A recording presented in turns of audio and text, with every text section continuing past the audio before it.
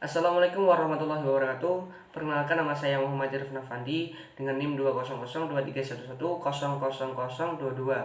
Saya merupakan mahasiswa program studi Ekonomi Pembangunan Fakultas Ekonomi dan Bisnis Universitas Trunojoyo Madura, kelas A. Dan di sini saya akan sedikit menjelaskan tentang teori sosialis. Langsung saja ke pembahasannya. Yang pertama yaitu pengertian teori sosialis.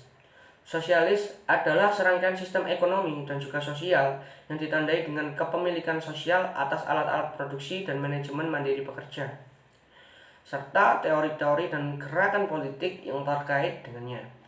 Kepemilikan sosial dapat berupa kepemilikan negara, kolektif, koperasi, atau kepemilikan sosial atas ekuitas. Yang kedua yaitu sejarah sosialis. Sejarah sosialis dapat dilacak sejak peristiwa Revolusi Perancis, tepatnya pada tahun 1789, dan juga perubahan yang dibawanya. Meski sebelumnya terdapat pergerakan dan gagasan yang sudah berkembang, Manifesto Komunis yang ditulis oleh Karl Marx pada tahun 1848, tepat sebelum revolusi menyapu Eropa, menjelaskan apa yang mereka beri istilah dengan sosialisme ilmiah. Pada sepertiga akhir abad ke-19, tepatnya di Eropa, Partai Sosial Demokrat berkembang, yang sebagian besar beraliran Marxisme. Partai Buruh Australia adalah partai sosialis pertama yang di dunia yang terpilih dalam pemilihan umum negara bagian Queensland.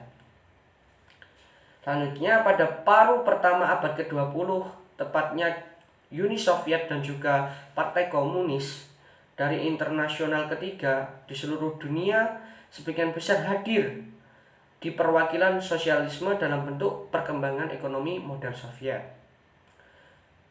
Selanjutnya, pada awal abad ke-21, tepatnya di Amerika Selatan, Presiden Venezuela menyuarakan apa yang disebut dengan sosialisme abad ke-21.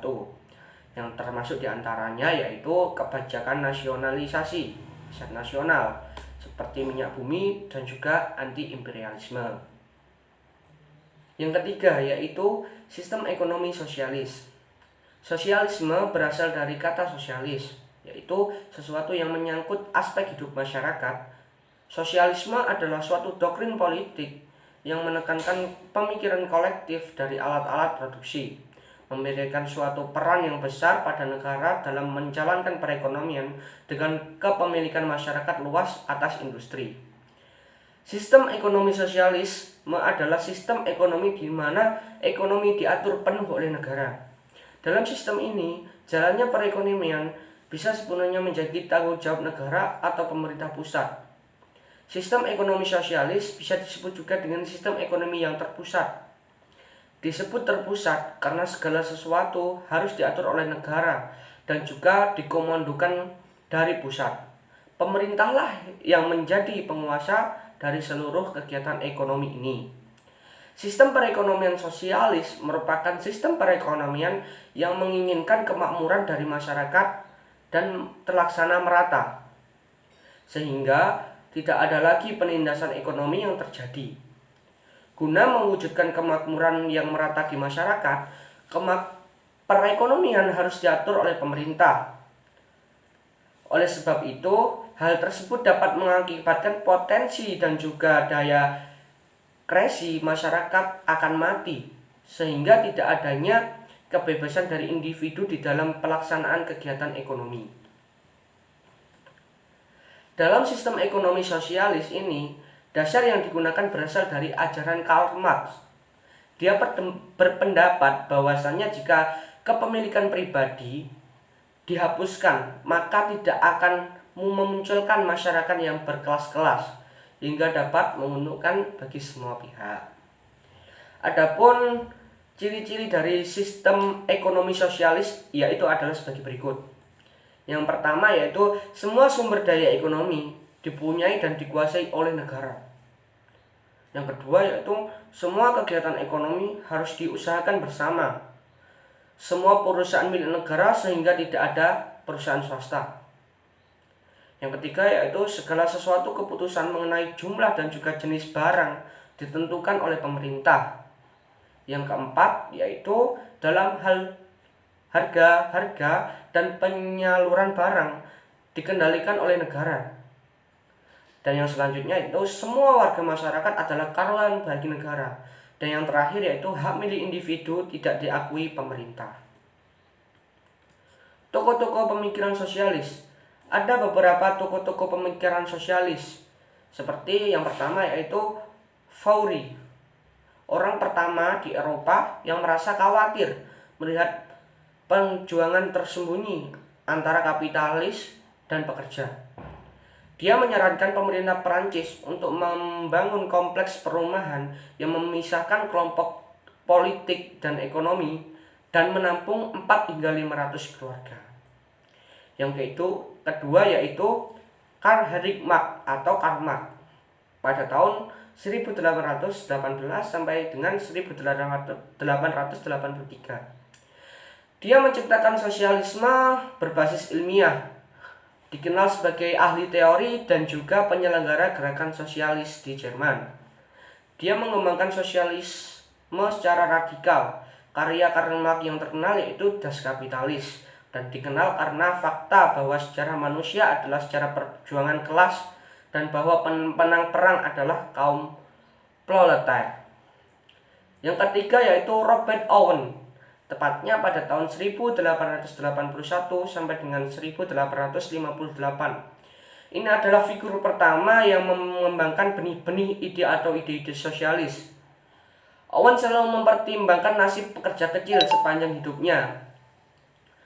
Pemikiran tentang sosialismenya ini dituangkan ke dalam sebuah buku berjudul Visi Masyarakat, sebuah esai tentang pembentukan karakter manusia.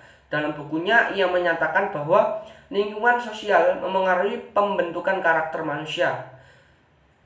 Yang selanjutnya adalah St. Simon pada tahun 1769 sampai dengan 1873.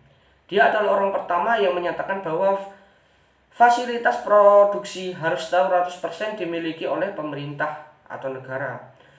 Gagasan tersebut merupakan benih pertama bagi lahirnya sistem kapitalis negara. Berikut merupakan pandangan pokok sosialisme.